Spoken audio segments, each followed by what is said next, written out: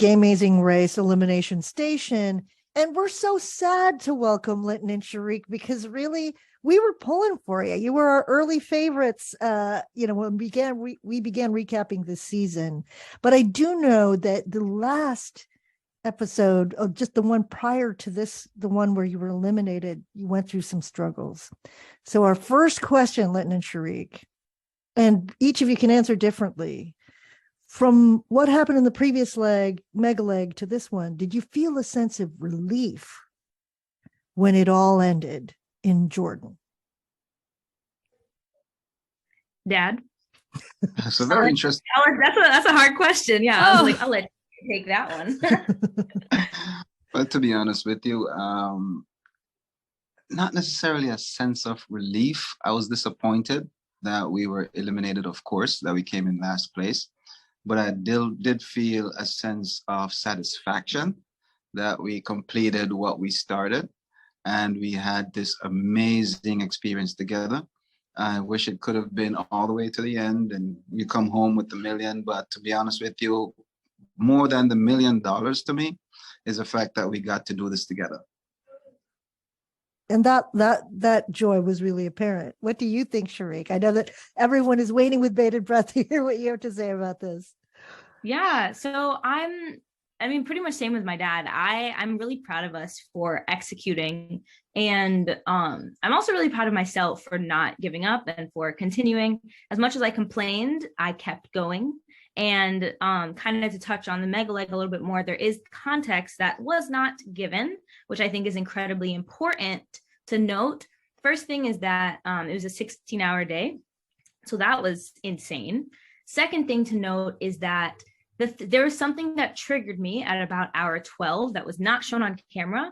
And so there was no context to my reaction. And also post-race during that interview, we kind of also talked a little bit more just about what happened with the producers, like on camera. And I did explain how I have, multiple diagnoses for my mental illnesses. And I'm very open about that. And that day, my mental illness just got the best of me. But, it's TV and I understand, it has to be shown a certain way for viewers and stuff like that. But what actually happened was something triggered me, and the fact that I have anxiety, depression, and a mood disorder kind of came into play. So it's not that I was relieved. I think I was just proud that I was able to overcome my diagnoses and complete Jordan and, show up for my dad in a way that I didn't feel like I did during the mega leg. So yeah, I'm really proud. And that time that I had with my dad, I didn't even know we could get any closer. So I'm incredibly blessed to say that we had that time, even though being away from our phones was literally terrible. But it was so great, having that time to spend with my dad and to get to know him and understand more about him, see how we're similar, how we're different. And so, yeah. Thank you so much for saying all that, because I think it's really valuable to destigmatize mental illness and say, here's what was actually happening, and to take your story back. Absolutely. Absolutely. Honestly, I felt directly after the episode was released, like I honestly privated all my social media, like I deleted the apps because people were sending me such terrible things. And it was really hurtful that the context of the meltdown wasn't given. And like, it was just, it took me about 2 days, and also took me talking to my therapist, because yes, I do go to therapy. I am working through my problems. But it took me talking to my therapist for her to be like, you need to take back your power. She was like, you're going to re-download social media. You're going to make a YouTube video with your dad talking about what actually happened that leg. And you're going to talk about the fact that mental illness actually exists and it actually affects people in different ways. Because reality of the situation is people have meltdowns all the time, and it's just not televised. So that's just the difference, is that mine was on national TV, unfortunately, but it happens to people who have mental health issues all the time. So I thought it was necessary, and I still think it's necessary for me to scream it from the rooftop that people with anxiety, depression, and mood disorders can exist in the real world, but still have these struggles. You get to have lots of different sides to you. Yeah. So Yeah, Right. definitely. can we find this YouTube video? Can we tell Oh, yeah. listeners Yeah. to go there? Talks Yes, about yes, it's public. it talks about her diagnoses and talks about what happened behind the scenes in terms of what was not shown, and a lot of that was just discussed by Sharik. And one of the things that she was upset about was the fact that we went there in 4th place and left there in 8th place. And then immediately after she finished the chiseling, one group behind us, Glenda and Lumumba, finished about 3 minutes behind us, and so that was what really triggered her. That kicked in for her because she thought she disappointed me because we got there so early. But you know, I've known about Sharik's diagnoses for all her life, and so to be honest with you, I didn't expect for her to get the messages because of that. Going into the race, I'm Jamaican, my daughter is queer, and so I thought that's what I was going to get messages about, right? Yeah. Yeah. But Didn't really- yeah, people, yeah, it was, yeah, definitely. Yeah. Yep. Oh, well, go ahead, Karen. Well, I was going to say one of the things that really distinguished you as a team, as a father-daughter team, is that Linton, you were so understanding and kind to your daughter. I think so much of the Amazing Race has made a lot of fodder out of conflict between parent and child. And you know, I think that I just wanted to ask this sort of like, how do you, in those moments of high pressure, how do you like come into that space from a space of calmness? I mean, I think it's love. I absolutely love and adore my daughter, and I'd go to the end of the world for her.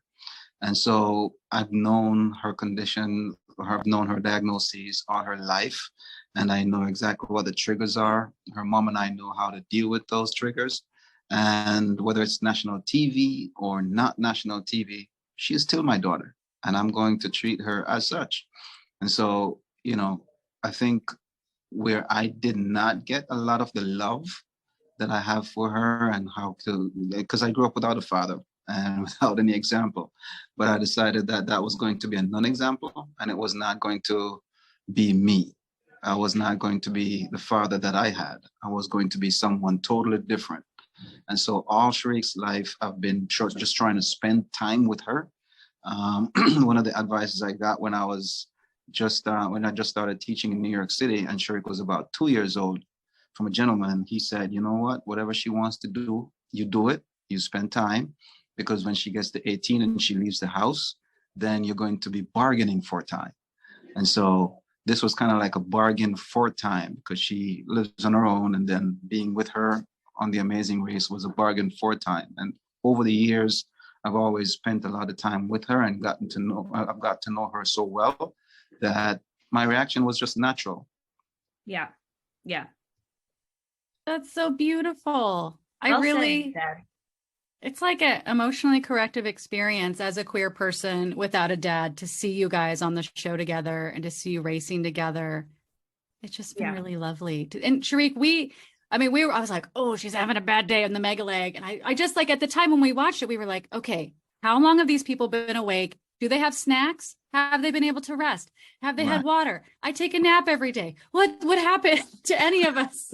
And I just was like, I hope she keeps going. Don't quit. Keep going.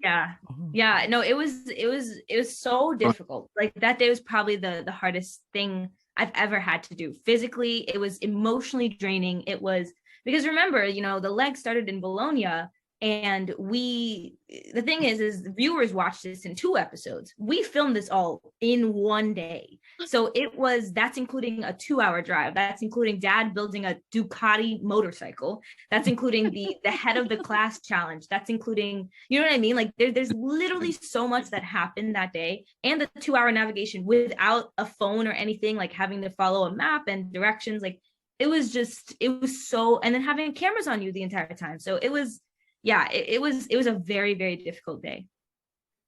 I mean, my edit would have been much worse, I think, had I been sick. Like, I mean, after 12 hours, I'm like, I can't believe I'm still awake. And so the idea that you've been racing for 16 hours on adrenaline, and then I'm sure that falls at some point. Absolutely. Absolutely. 1000%. And I mean, you can stop to like use the bathroom or like, you know, eat a snack or something, but that's time, you know, and in the race, you don't have time. So it's just, there are so many factors that I don't really think were taken into account by, you know, the people that I got a lot of the hate messages from, or like other journalists who were calling me names and stuff like that. So it's just like, yeah, it wasn't pleasant. But taking back my power and speaking my truth, and that's all I can do. We are told we have one last question, and I know that this is one last question we want to ask, but I know that we are very short on time, so maybe this is just the beginning of our ask of it. Do you wish that there had been more emphasis on the queer aspect of your storyline, Sharik? Absolutely. I feel as though there was just not, we've talked so much about it.